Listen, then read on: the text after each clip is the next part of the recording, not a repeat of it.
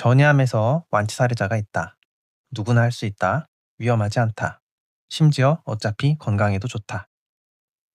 네, 처음 암 진단을 받고 놀라서 오시면 제가 쉽게 이것부터 말씀드리는 이유인데요. 단순하고 쉽고 부담이 없어서입니다. 바로 당근입니다. 그런데 보통은 우습게 여기시고 실천하는 분들은 드뭅니다. 그래서 오늘은 제가 왜 당근 이야기를 하게 됐는지 그 계기가 되는 책 한 권을 한번 소개해 드리려고 합니다. 바로 앤 카메론의 슈퍼당근 암을 죽였다입니다. 책이 읽고 쉽기 때문에 암 진단을 받고 막막할 때 가장 먼저 읽어봐도 좋은 책이라고 생각합니다. 심지어 번역도 아주 잘 돼 있습니다. 그러면 한번 책 내용을 살펴보면서 왜 이런 이야기를 하게 됐는지 한번 당근에 대한 이야기를 한번 같이 해보도록 하죠. 주인공 앤 카메론은 유명한 아동문학 작가였는데요. 그녀는 어느 날 대장 내시경을 하다가 림프절 전이가 있는 3기 대장암이 발견되었습니다. 이후 암이 더 진행되어서 결국은 4기 암 환자였죠. 하지만 그녀는 항암제가 아닌 당근으로 암이 완치되어서 이 책을 썼습니다. 아니 이게 도대체 무슨 이야기인지 한번 자세히 살펴볼까요? 처음 암 진단을 받은 그녀는 당황한 나머지 일반적인 환자들이 그러하듯이 온갖 자료와 자연요법들을 알아봅니다. 의사는 항암을 하면 5년 생존율이 90%고 안 할 경우 55%라고 이야기했고, 대부분의 환자들이 그러하듯이 착한 아이가 되고 싶다는 마음으로 애는 의사의 지시에 따라 항암을 시작합니다. 추가적으로 인터넷에서 암에 좋다는 비트 분말이 있어서 열심히 복용을 했죠. 하지만 안타깝게도 항암과 비트 분말은 효과가 없었습니다. 검사 결과 림프절 전이는 오히려 더 커져 있었고, 폐에도 커진 전이가 발견되어서 암은 줄어들지 않았다는 게 확인되었습니다. 절망한 그녀는 우연히 인터넷에서 렐프 콜이라는 남자의 이야기를 보게 됩니다.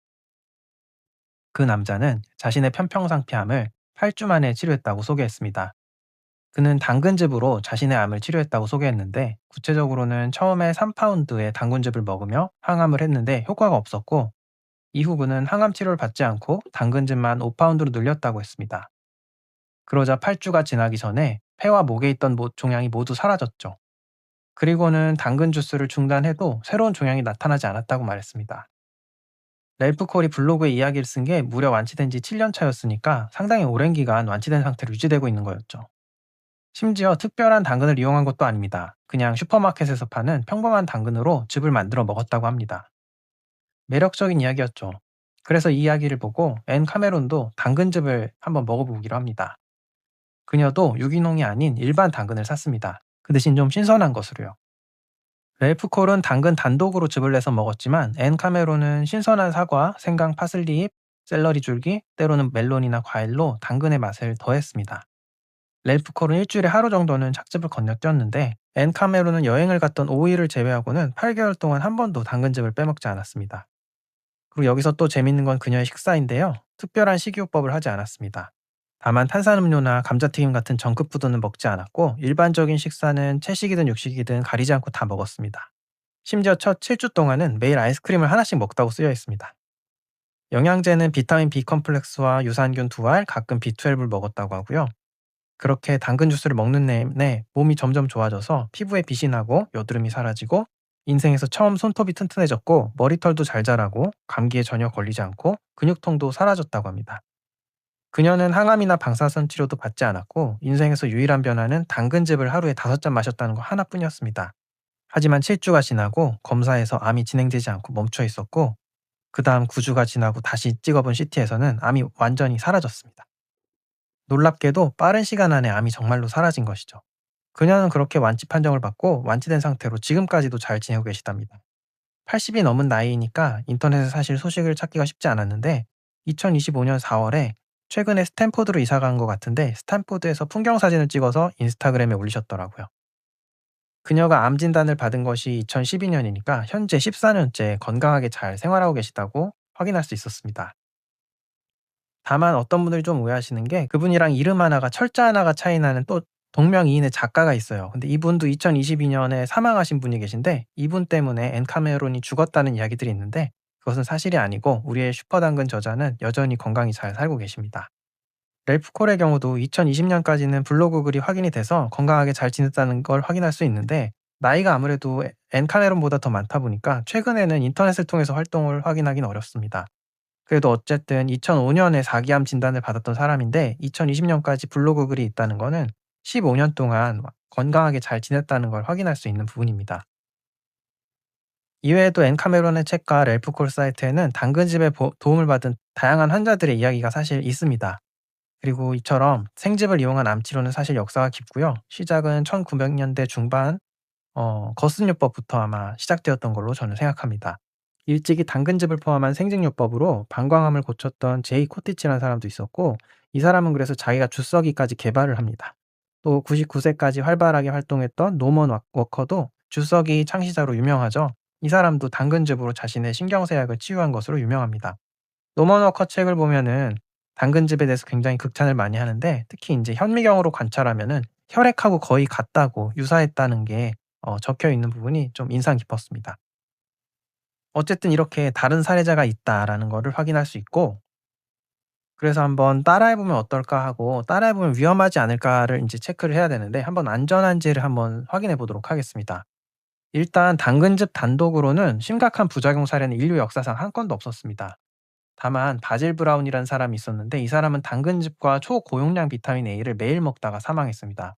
이때 그가 먹은 비타민 A가 지용성 비타민인데도 하루 권장량 2,000배를 먹었으니까 이건 당근즙을 안 먹었어도 사망했을 사건입니다. 지용성이라는 거는 체내에서 쉽게 배출되지 않는다는 거예요. 근데 그런 비타민을 하루 권장량의 2,000배를 먹었어요. 네. 그래서 이거는 당근즙 부작용이라고 보긴 조금 어렵고요. 그나마 보고된 유일한 부작용은 너무나 당연한 카로틴 혈증이라는 게 있습니다. 이거는 당근을 먹으면 베타카로틴이 우리 몸에 들어오면서 필요한 만큼은 비타민 A로 바뀌고 나머지는 아무리 먹어도 전환되지 않은 상태로 그냥 색소 침착이 되는데, 그로 인해서 마치 황달에 걸린 사람처럼 손발이 노래지고 얼굴이 노래지고 피부가 노래지는 그런 현상을 말합니다. 우리가 보통 귤을 많이 먹으면 손발과 얼굴이 노래지는 게 같은 겁니다. 하지만 그렇다고 해서 황달이 생긴 게 아니고 황달처럼 눈 흰자까지 노랗게 되지는 않습니다. 그리고 카로틴 혈증은 그 자체로는 독성이 없는 의학적 양성 질환으로, 당근 같은 베타카로틴이 많은 식품을 섭취를 중단하면 당장 100% 정상으로 돌아옵니다. 그러니 일단 이건 위험한 부작용이라 보긴 어렵습니다. 또 이제 당뇨가 있으신 분들은 당근즙이 약간 다니까 불안해하실 수도 있는데, 일단 결론적으로 단맛이 난다고 해서 무조건 당뇨에 나쁘다, 이것도 또 지나친 편견입니다.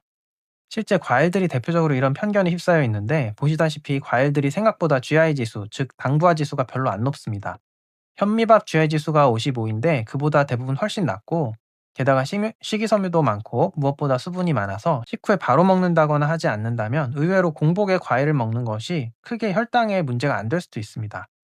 그리고 먹고 나서 운동까지 한다면 더더욱 금상첨화겠죠.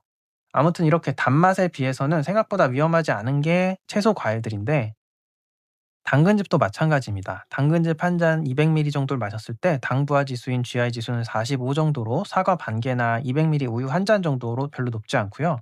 혈당 부하 지수인 글리세믹 로드도 3, 4, 인슐린 지수도 41로 거의 높지 않습니다. 오히려 현미밥 한 공기보다 낮은 거죠. 당뇨 때문에 그래서 당근즙을 못 먹게 한다 하면은 그 사람은 현미밥도 먹으면 안 되는 겁니다. 또 혈당 스파이크도 병에 담겨서 이렇게 마트에 시판되는 당근즙으로 테스트를 한 건데도 생각보다 200ml 한 잔은 그렇게 높지 않습니다. 그리고 여기서 혈당 스파이크를 줄이려면 기름 한 방울, 올리브오일 같은 것을 한 방울 떨어뜨리면 한 10% 정도 혈당 스파이크를 줄일 수 있다고 알려져 있습니다. 그래서 실제 이거 가지고 연구를 한 논문도 있더라고요. 근데 연구한 논문은 좀 문제가, 당근즙을 1리터를 가지고 원샷을 했습니다. 당연히 이렇게 한꺼번에 1리터 원샷하고 그러면 당연히 당근즙이라도 혈당 스파이크가 생깁니다. 하지만 200ml로 나눠서 하루 동안 복용한다면 크게 오르지 않는다라고 인제 일반적으로 생각할 수 있습니다. 그리고 이렇게 말이 나온 김에 식품과 혈당과 관계에 대한 가장 최신지견의 연구 논문 이야기를 드리면, 어찌 되었든 식품의 당분만 딱 잘라 놓고 보고 그게 혈당에 좋다 나쁘다라고 단편적으로 이야기하면은 안 된다는 게 현재까지의 인제 결론입니다. 지방이나 단백질, 식이섬유 비율에 따라서 달라지고요. 개인 간 편차도 되게 클 뿐더러 아침에 먹었냐 점심에 먹었냐 또 활동량은 얼마나 되냐 잠을 잘 자는가에 따라서도 영향을 받습니다. 그래서 당근이나 과일 같은 게 단순히 달기 때문에 당뇨에 안 좋을 것이다라는 생각은 좀 너무 단편적인 생각이다. 이 부분은 한번 체크를 하고 넘어가시면 좋을 것 같습니다. 실제로 아예 더 좋아진다는 연구들도 있어요. 그래서 보시면 아래와 같이 실제 아침에 10 시에 매일 200ml씩 한 잔씩 당근즙을 마시게 했더니 일 주일 후에 오히려 당뇨 환자의 평균 혈당이 개선된 결과도 있었습니다. 이렇게 될 수 있었던 이유는 당근의 항산화 성분인 비타민 베타카로틴, 라이코펜, 플라보노이드 같은 게 췌장 베타 세포를 보호하고 혈당 조절 기능을 오히려 도왔기 때문에 오히려 더 좋아졌다라고 이렇게 평가하고 있습니다. 어쨌든 이렇게 과일, 채소는 좀 복합물이기 때문에 우리가 단순히 단맛만 가지고 뭐라 하기에는 좀 생각할 거리가 많다. 요 정도는 알고 계시고, 아무튼 그래서 당뇨 환자가 좀 더 신경 써야 하긴 하니까 이럴 경우는 집에서 쓰시는 혈당 측정기로 계속 측정을 해 보시면서 추이가 어떤지 보시는 것도 좋을 것 같고, 불안하시면은 좀 주치의나 의료진의 상담을 받으시면 좋을 것 같습니다. 일단 어쨌든 이렇게 혈당 이슈도 하나 또 넘어가고요. 그다음에 이제 생각해야 될 게 인제 신장 문제인데, 이거는 그냥 상식적인 문제입니다. 이건 당근이 문제인 게 아니라 그냥 신장 환자는 뭐 어떤 녹즙도 마찬가지고요. 칼륨이 갑자기 너무 많이 들어오면 문제가 되니까 이 부분은 조심하셔야 되고 하시면 안 되겠죠. 예. 신장 환자는 그래서 주의를 하셔야 됩니다. 그거는 상식적인 이야기고요. 그리고 인제 대망의 마지막, 항상 이런 녹즙이나 이런 이야기를 하면 "간에 안 좋지 않냐." 이런, 간 수치를 가지고 들먹이는 이야기들이 많이 나오죠. 그걸 한번 또 얘기를 드리면은, 일단 확실한 것 하나를 알려드리자면 대부분의 식품은 간독성 이야기를 할 거리가 사실 안 된다. 일반적으로 인류가 오랫동안 먹어온 천연물들이 보통 다 그런데, 이게 LD50이라는 개념이 있습니다. 뭐냐하면 실험 동물 절반이 죽는 반수 치사량을 측정하는 것인데, 그러니까 독성으로 인해서. 근데 당근 같은 거는 아무리 많이 먹어도 동물이 독성으로 죽는 일은 없습니다. 그래서 LD50이 측정 불가입니다, 이런 거는. 그전에 동물이 계속 먹이면 배가 불러서 배 터져서 죽거든요. 그러니까 배 터져서 죽을 수는 있어도 독성으로 죽을 수는 없는 게 이런 식품들 그리고 대부분의 천연물들의 문제고, 실제로 한약재도 거의 다 그렇습니다.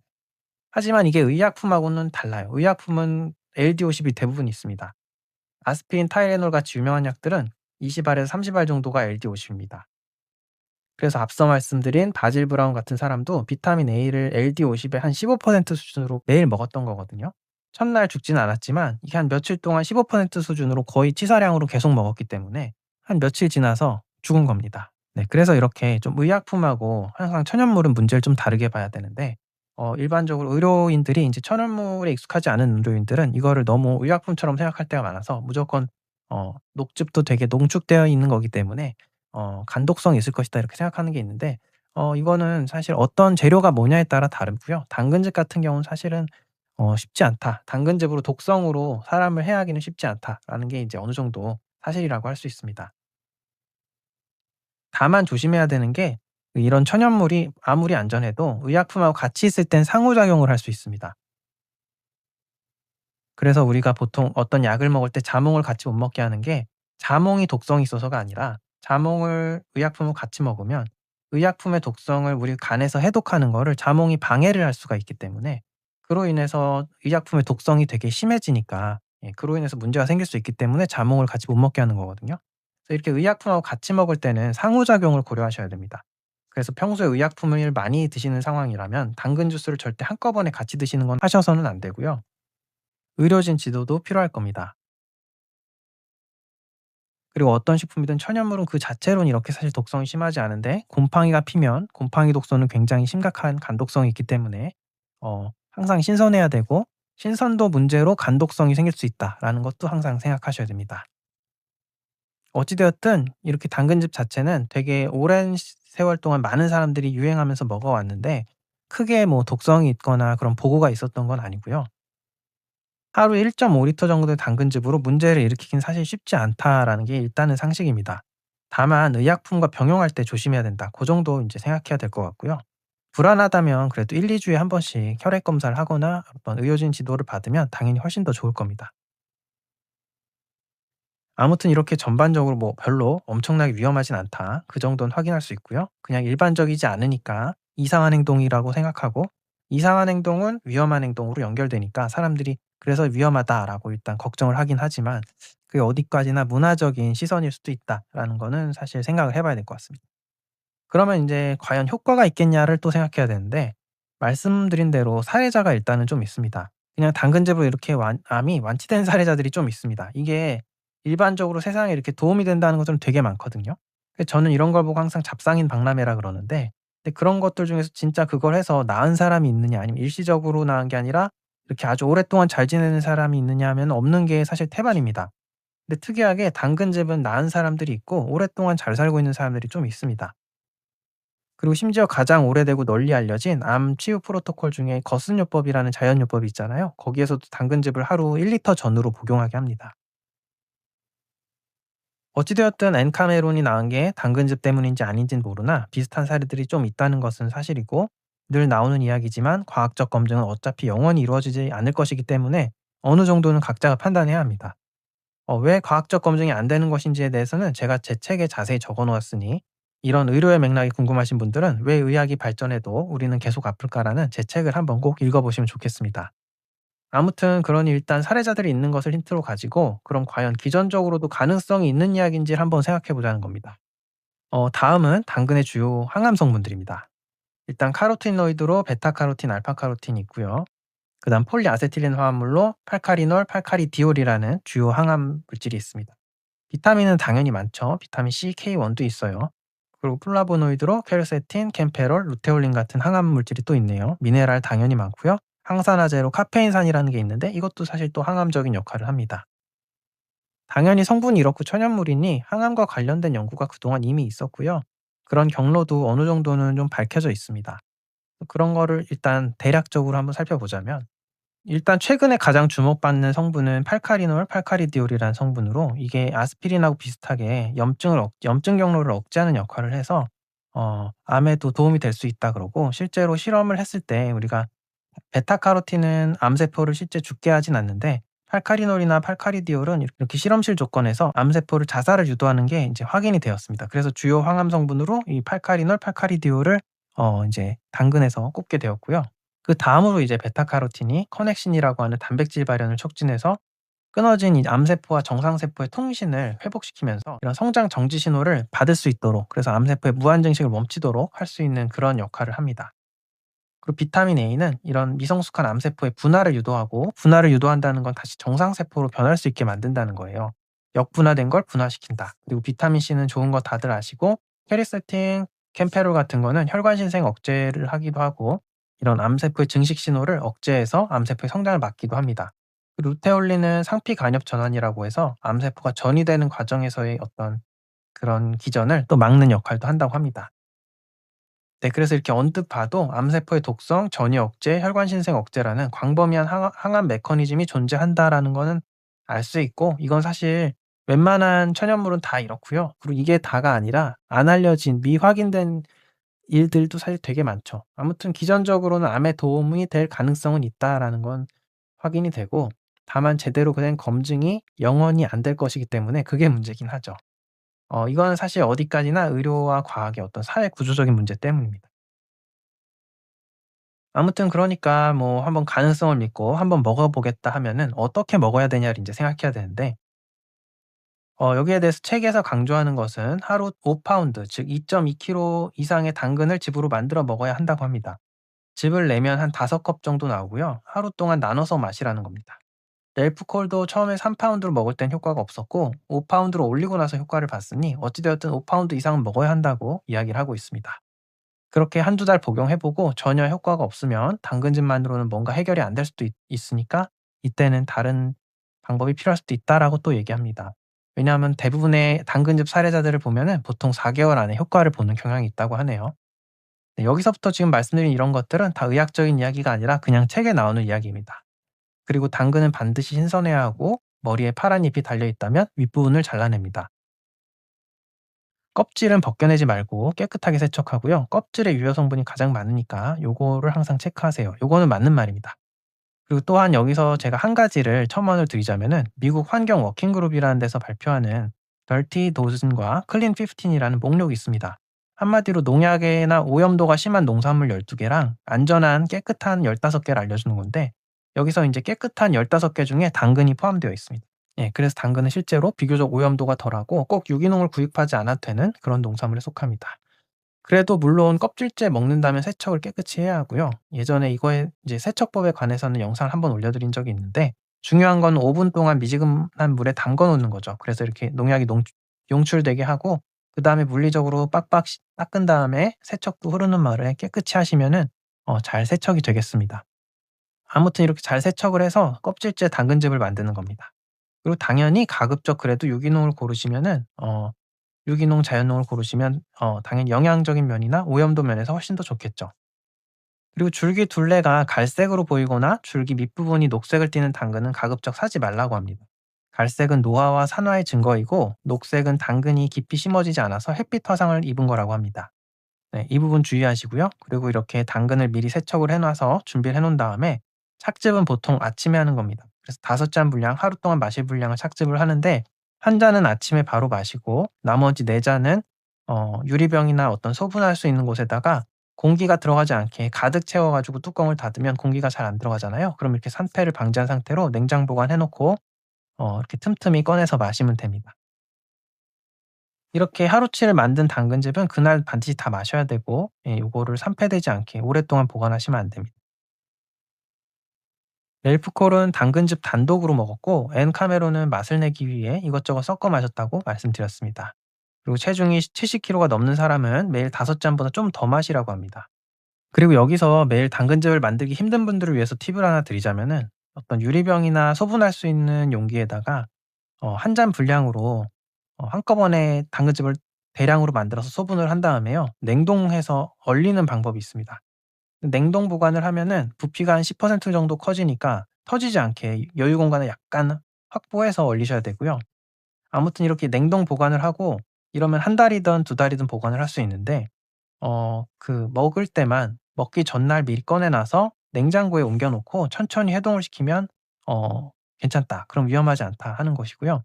다만 근데 이렇게 하면 꺼냈을 때 너무 차갑거나 아직 얼어 있을 수도 있으니까 그럴 때는 인제 40도 이하의 미지근한 물에 한 5 에서 10분 정도 담가 놔서 약간 온도를 낮춰 주시면 되고요.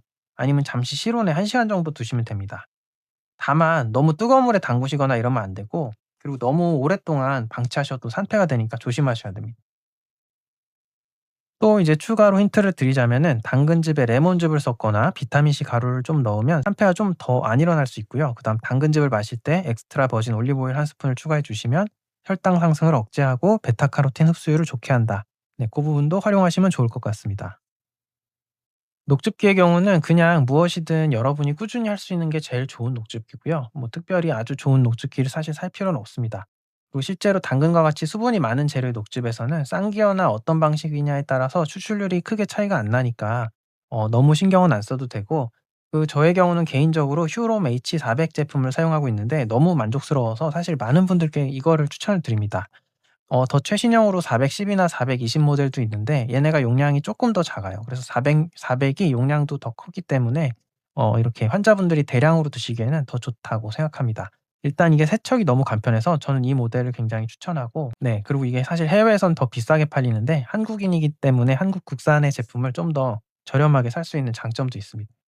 그리고 이외에도 앤 카메론의 책에는 많은 내용들이 다루어지고 있어서 사실 더 궁금하신 분들은 한번 책을 사서 읽어 보시면 좋을 것 같고요. 우선 그래서 가장 중요하고 좀 궁금할 수 있는 부분들 중심으로 제가 한번 책 내용을 보충해서 한번 다뤄 봤습니다. 어떠셨나요? 재밌으셨나요? 네, 저는 개인적으로 앤 카메론의 이야기가 궁극적으로 해 주는 이야기 중에 한 가지 주목해야 할 게 있다고 생각하는데요. 뭐냐 하면 바로 마음의 문제입니다. 네, 자연 치유를 하시는 분들이 때로는 너무 지나치게 마음 문제에만 집중하게 될 때가 있는데 물리적인 방법론도 무시할 수 없다라는 게 저는 이 책의 주제라고 저는 어떻게 보면 생각을 합니다. 왜냐하면 3 파운드일 땐 전혀 효과가 없었는데 5 파운드로 늘리자. 단 2 파운드를 늘리는 걸로 인해서 결과가 완전히 달라졌으니까요. 그러니까 마음의 문제라는 게 때로는 여러 치유의 핑곗거리가 될 때가 있습니다. 안 나으면 마음 탓하는 건데 하지만 치유 방법과 전략이 틀렸을 수도 있다. 3 파운드가 아니라 5 파운드를 마셨어야 했다 하는 것처럼요. 네. 아직까지는 물론 비의학적이고 비과학적인 이야기지만 이 정도 통찰은 해도 되는 또 그런 내용을 담고 있는 책이라고 저는 어떻게 보면 생각을 해서 그래서 저는 이 책을 좀 인상 깊게 기억을 하고 있습니다. 아무튼 마음이 아니라 방법론이 적합하지 않았거나 모자랐을 수도 있다. 앤 카메론의 이야기를 보면서 저는 이거 한 가지도 한번 생각을 해 봐야 된다고 생각합니다. 그리고 이 이야기를 의사 지인에게 들려주었더니 당연히 말도 안 되는 소리라고 당근이라니 무슨 그건 좀 아닌 것 같다고 손사래를 쳤습니다. 당연한 반응입니다. 하지만 그럼에도 제가 이 책과 이야기를 소개드리는 것은 환자분들에게는 어찌되었든 희망과 대안이 필요하고 현재 의료 시스템은 역시나 완벽하거나 이상적이진 않기 때문에 위험하거나 부담스럽지 않다면 우리가 모르는 부분이 있을 수 있음을 인정하고 한번 각자 할 수 있는 것들을 해보고 알고 있어도 좋다고 생각하기 때문입니다. 이런 생각을 한번 해보실 분들은 한번 이 책을 읽어보시면 좋을 것 같습니다. 그리고 앞으로 들려드릴 이야기가 사실 많습니다. 예, 지난 몇 년 동안 사실 이야기가 굉장히 많이 쌓여버렸는데요. 그래서 호기심 많으신 분들이라면 채널 구독하시고 채널을 끝까지 따라와 보시면 많은 이야기들이 준비되어 있습니다. 그리고 이번에 열린 카카오톡방이라는 톡방을 개설해서 영상 업로드 소식도 전해드리고 각종 이벤트나 저희가 행사 같은 거를 하게 될 수 있어요. 근데 그런 것들을 소식을 전해드릴 예정이오니 관심 있으신 분들은 한번 카톡방 참여도 해주시면 좋을 것 같습니다. 그리고 이런 치유에 힘이 되는 책들을 함께 읽어나가는 치유 독서 모임인 희랑도 운영 중이고 관심 있으신 분들은 한번 참여해 보셔도 좋을 것 같습니다. 함께 읽으면 힘이 되고 알아가는 것도 많습니다. 지난 2년 넘게 오프라인으로 운영해왔던 모임인데 이제는 온라인으로도 함께 해보려고 합니다. 이 역시 자세한 내용은 댓글을 참조해 주세요. 네, 그럼 오늘 긴 시간 수고 많으셨고요. 다음엔 또 더 재밌는 이야기로 찾아뵙겠습니다. 감사합니다. 건강하세요.